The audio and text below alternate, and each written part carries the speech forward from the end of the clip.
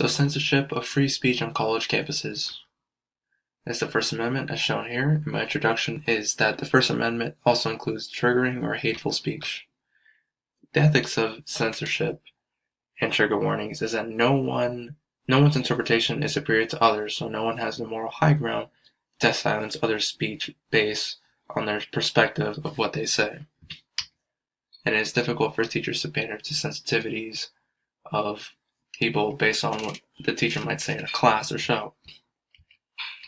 So the difficulty of Jock Haberson's experience, this scholarly writer that taught a Holocaust class, is that many students left during the film Night and Frogs, which is a gory film about, not gory per se, but it's a graphic film of the Holocaust.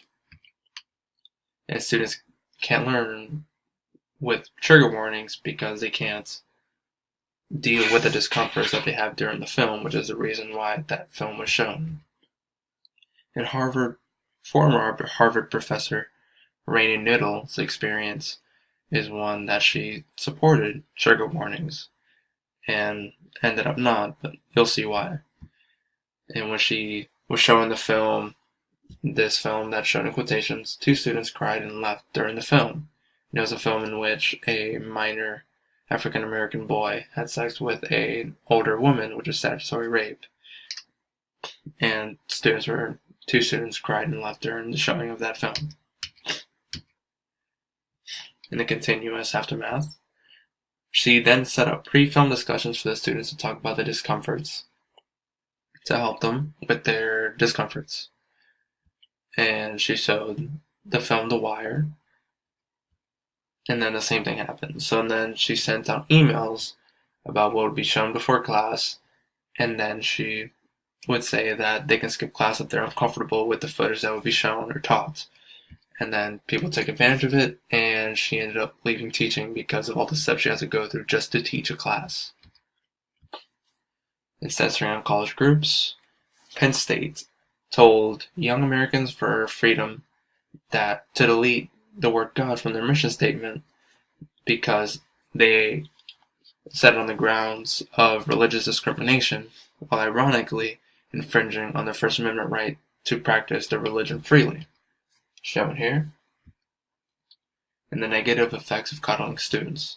So psychologist Jonathan Haidt found that students were unable to cope with everyday issues, and what he found on the help center phone calls of a certain university was pretty alarming.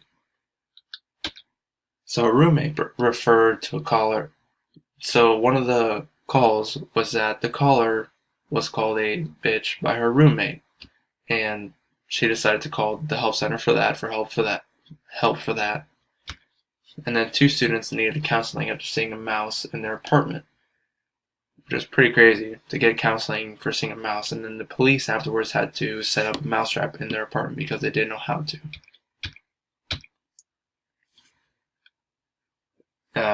An instance of overreaction by the administrators is one at Valdosta State University, in which the president, Juan Zakari, expelled a student that opposed the building of a new parking garage on environmental grounds because it was bad for the environment, and called it Zakari Memorial Parking Garage on his social media.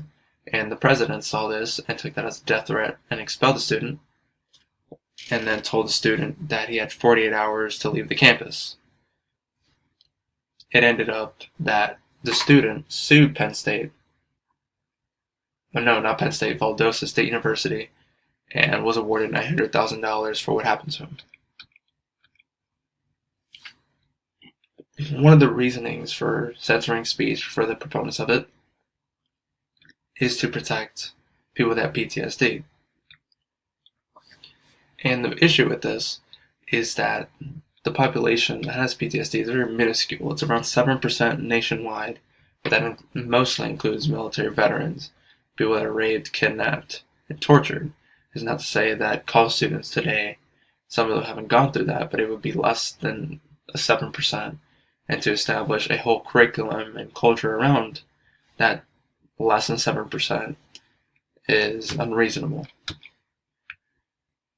And a case in which students need professional help more than trigger warnings is when one of the article writers told students in his class to read LGBT text for a college course, and there were a couple of students that were hospitalized for self-harm, I'm assuming, and the scholarly article writer said that these students need professional help more than trigger warnings. And safe spaces is another issue, because there are areas where certain opinions are banned, and only certain opinions can be shared. So students are in this bubble of opinions that they like, and they don't want to hear any challenging views. And that's bad, because they're not prepared for the challenges of daily life, which is the point of college partly. They aren't ready to experience the challenges of a difficult boss or something along those lines. Lack preparedness in the real world. And right-wing speakers have been violently protested because of just wanting to speak on a college campus where they had a planned event.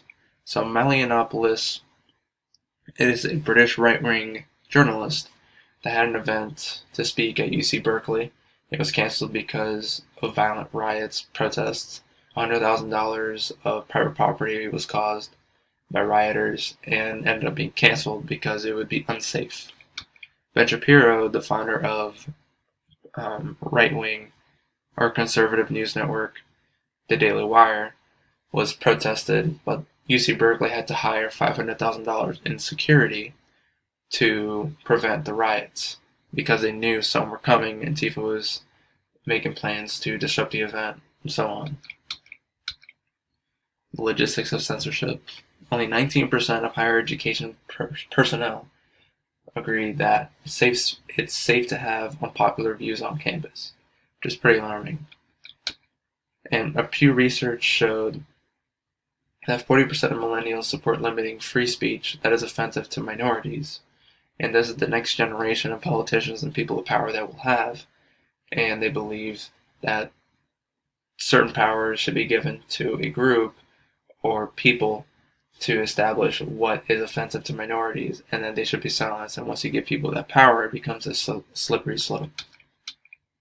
The conclusion is that censorship has only resulted in negative events and weakened the mind of millennials. Millennials aren't prepared for daily challenges anymore because of how coddled they are in the university setting. And it's resulted in $900,000 lawsuits, children crying because of text they have to read for an LGBT course. And students should just hear the ideas. If they like it, they stick with it. If they don't, then they don't. It's not as if people hear ideas and it just sticks. The best ones rise to the top and the worst don't.